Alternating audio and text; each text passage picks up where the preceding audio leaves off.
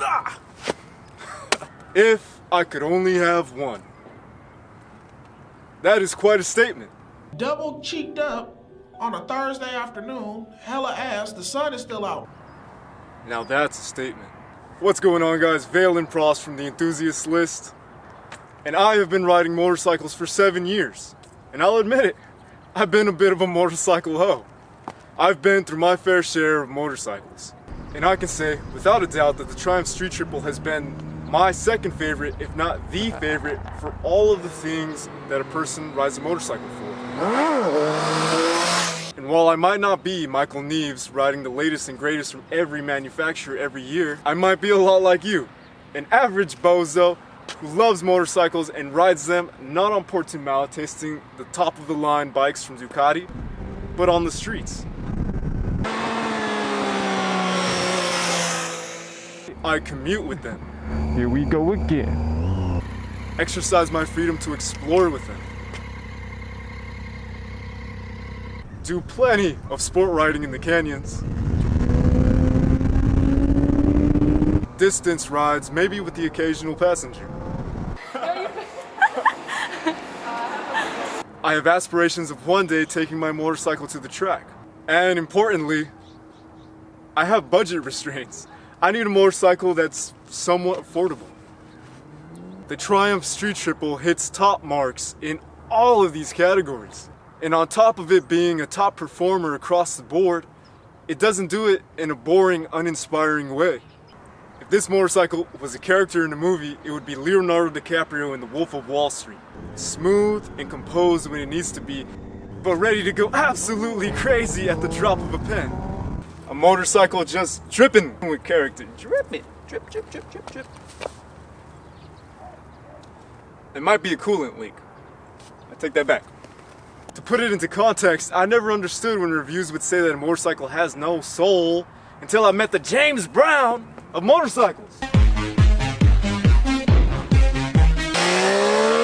This motorcycle is just dripping with soul. I'm slipping in soul. Once again, might just be coolant. So today we're gonna have some fun while I explain what makes this motorcycle so charismatic, what makes this motorcycle so superb across the board in every category, and we'll sprinkle in bits of advice to answer the question, who is this motorcycle for? Should you run out the door and buy it today, or should you avoid it like the Corona, or your in-laws, or your baby mama, maybe the IRS, dairy? I'm not sure what you're dealing with, but fill in the blank, alright? The Triumph Street Triple has an upright sitting position that is very comfortable. You can just pretend you're a secretary all day. Oh, you know, just typing out tea party invitations to send to the whole office. Shit just got weird.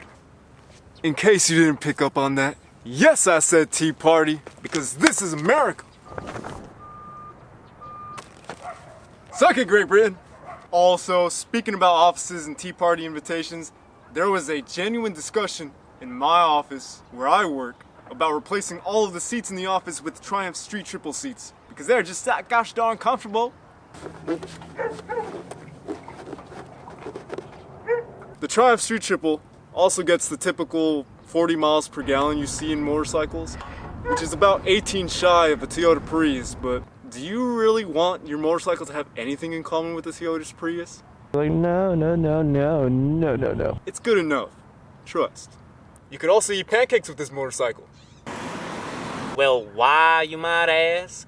Because its engine is buttery smooth and won't tickle you in unholy areas like other motorcycles I know.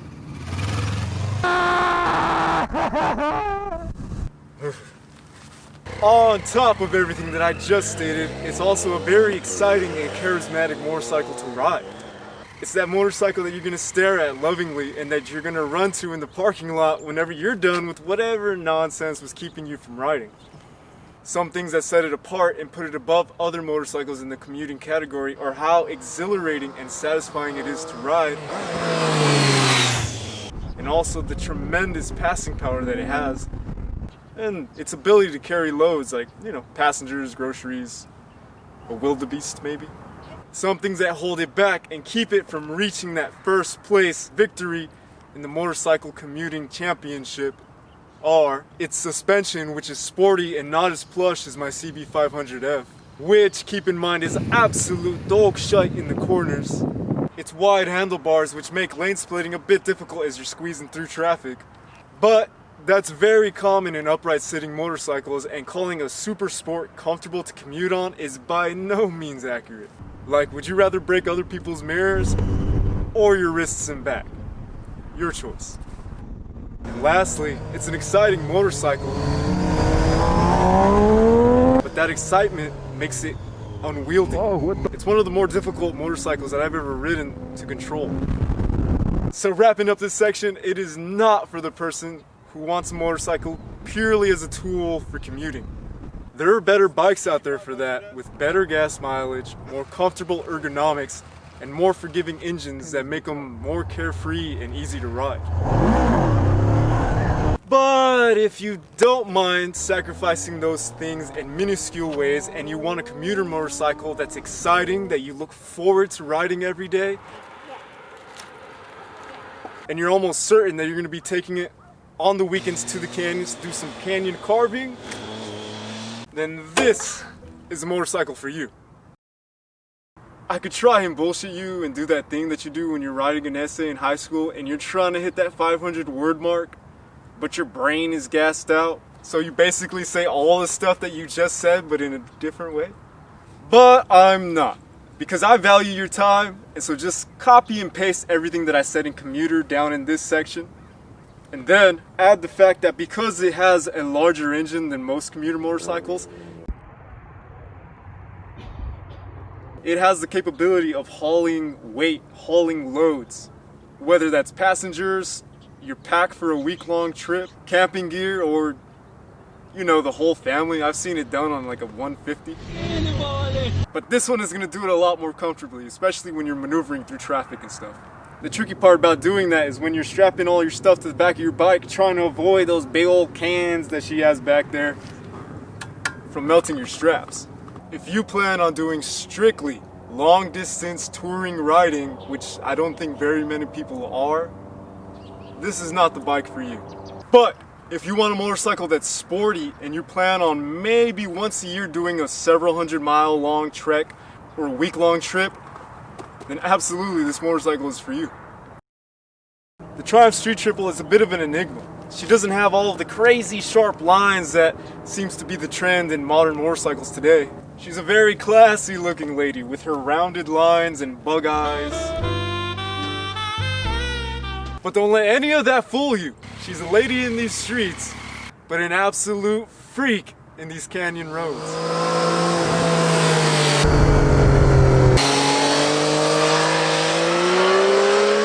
They did not come up with the name Street Triple from a random rap name generator like Post Malone. This thing was purpose-built to rip on the streets. Top of the line handling that'll make you forget there's a motorcycle between you and the road as you become one with it.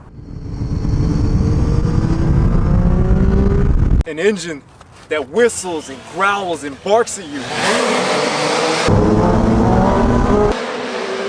while it revs to its 14,000 RPM redline like a turbo Supra.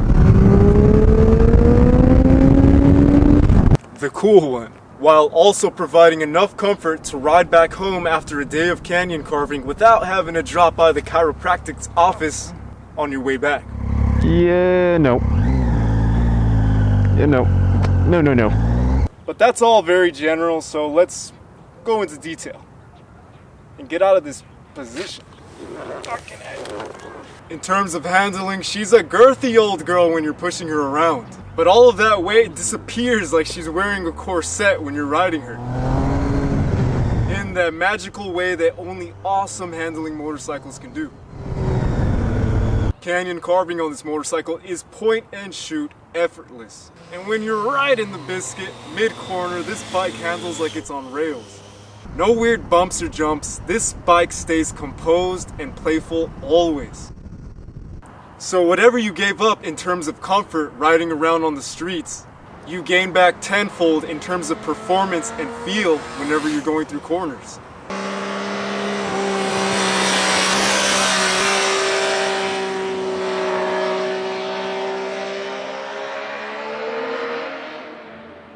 The only thing that feels better to me through canyon roads are super sports, because the riding position is so purpose-built and so aggressive. But do you want to have all your weight on your wrists while you're stuck in a Nicki Minaj twerk pose while you're on your way to work? Fuck no! That's downright abusive. If all that you're planning to do is sporty riding, yeah, there's better bikes out there for you. If you plan on doing any kind of commuting or long distance riding though, and you still want to be able to abuse your motorcycle without her abusing you right back, old girl will treat you right. This motorcycle's engine is the jewel in its crown. Imagine this, waving at police officers while you're riding at civilized speeds, as this engine is cranking out the most epic flute solo ever. Like you're riding on a friggin' flock of canaries. But when Paul Blart is out of sight as you make your way across the border, you are going to do it. You're gonna do it.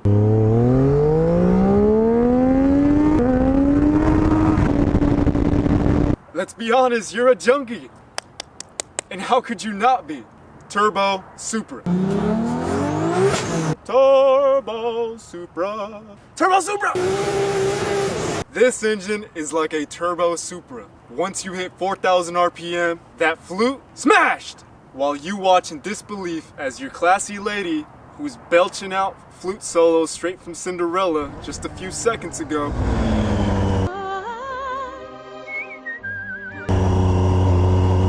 starts shredding out Van Halen guitar solos. It's my opinion! Until you get hit with the blue lights. And your heart drops because you think it's Paul Blart lighting you up. But then your heart sings because you realize it's just a shift light. Of all the motorcycle engines I've ever encountered, this one had the most seductive power band, and it made me want to be a naughty little rider all of the freaking time! It was the most fun to rev out, and the best part was on the streets you could do it all of the time. Not like a 1,000cc 4-cylinder, which would be downright suicidal. Oh yeah, and its brakes are the best I've ever felt on a motorcycle. Finally, a first place victory for old girl. This is super lazy, but it's my video. I can do what I want. Everything in Spirited Riding, just copy and paste it right down here. While keeping in mind that I've never actually spanked old girl on the track, but I can imagine that the lack of top-end power that this engine kind of has leaves a little bit to be wanted. And once again, its riding position never allows you to get fully pitted. Just ride the barrel and get pitted, so pitted, like, and forces you into a position that's just as classy as the motorcycle you're riding, which I'll admit makes it a much less immersive experience when going through corners. So, if you're planning to do nothing but track days, this is not the motorcycle for you. But if you want a motorcycle that is excellent for commuting, is exhilarating on the streets, and won't disappoint if you ever do decide to go on a track day, then absolutely, this bike will tickle your pickle. Keep in mind, this motorcycle has 26,000 miles on it, and in that time, I haven't had a single issue, not a single signal light failure or anything. So this is the kind of motorcycle that you can trust can take you to all of those exciting, crazy, wild places, all of those scenic views, all of those things that you can brag to your friends on the gram about. And it's gonna bring you back every single time, without a doubt. Alright guys, so last section, and it's an uber important one, pun fully intended. How good is this motorcycle at carrying passengers? Which is like 90% of the reason why most guys buy a motorcycle in the first place. I've given passengers rides on everything from WR250Rs to Ninja 300s to even CBR 1000 double Rs, and this motorcycle in particular has always given my passengers the best experience out of every motorcycle I've ever owned. Because I'll let you in on a little secret. Passengers, especially girls, want to be comfortable. Girls do not give a flying f*** if your shitbox can hit 200 miles per hour in 2 seconds if they can't be comfortable doing it. Girls do not just want to have fun, they want to be comfortable too. It just doesn't sound good as a song lyric saying that, so they just left that part out. But most definitely, they want to be comfortable. And this motorcycle achieves that with 1. an extremely comfortable seat, and we already went over this. If you didn't take your notes, you failed the quiz already. It's over. But a lot of bikes have that. So what puts this motorcycle seat above the rest is the passenger's seating position in relation to the rider. It's practically the same seat. They're not all hunched over like a gargoyle. They can sit like a proper lady. I mean, seriously, just look at it. It's practically the same seat. There's barely any curves here. It's probably like Hank Hill's booty at best. Reason number 2, power. Once again, we already went over this. This bike's engine is very torquey and has plenty of power for whatever weight that you're carrying back there. Unless you got a real porker, well, what's the politically correct way to say this? It'll carry most females. Comfortably. Most females. Alright, reason number 3, foot pegs. The rule of thumb here is the more she looks like a froggy sitting back there, the less comfortable she is. The more she looks like a doggy sitting back there, the more comfortable she is. So yeah, this motorcycle is extremely comfortable and exciting. It's awesome for hauling passengers.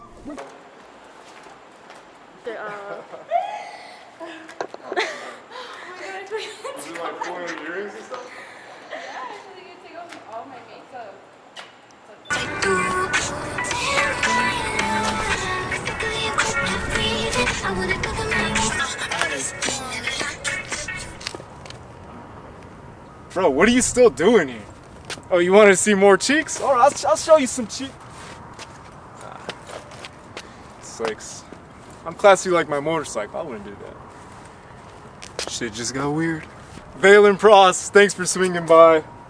Enthusiast list, more stuff to come. So stay tuned, alright? Jeez Louise, how many outros is this video gonna have?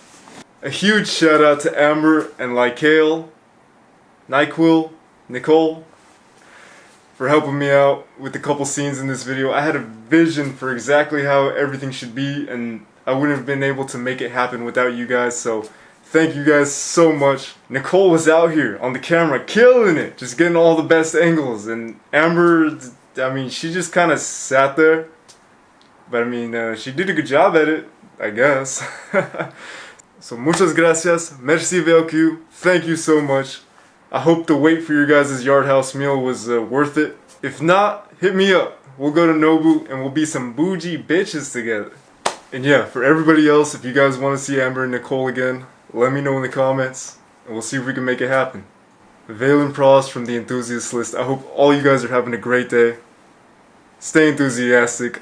I'll see you guys on the next one, alright? Gotta finish editing this.